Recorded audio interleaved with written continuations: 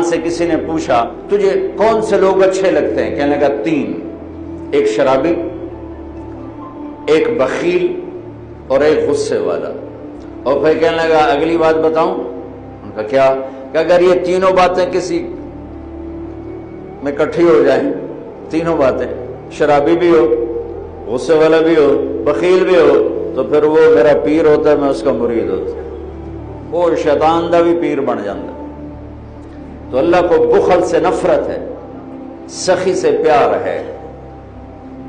میرے نبی کا فرمان ہے سخی اللہ کے قریب، سخی جنت کے قریب، سخی لوگوں کے قریب، سخی جہنم سے دور، اور بخیل اللہ سے دور، لوگوں سے دور، جنت سے دور اور جہنم کے قریب۔ فَتُقْبَى بِهَا جِبَاهُهُمْ وَجُنُوبُهُمْ وَظُهُورُهُمْ هَذَا مَا كَنَزْتُمْ لِأَنفُسِكُمْ۔ جو مال کی زکوٰۃ نہیں دیتے، جو بالکل ادنا 100 پہ 2.5 روپے کیا چیز ہے، جو یہ زکوٰۃ نہیں دیتے، تو اللہ تعالیٰ فرماتا ہے ان کا روپیہ جہنم میں گرم کر کے ان کے چہروں پر داغ لگاؤں گا، ان کی کمر پہ داغ لگاؤں گا، ان کے پہلوؤں پہ داغ لگاؤں گا، اور کہوں گا یہ ہے وہ دولت جس کو تم سمیٹ سکیٹ کے رکھتے رہے، کم بختوں نہ اپنے پر خرچ کیا، نہ کسی غریب پر خرچ کیا کہ کسی کے کام تو آ جائے۔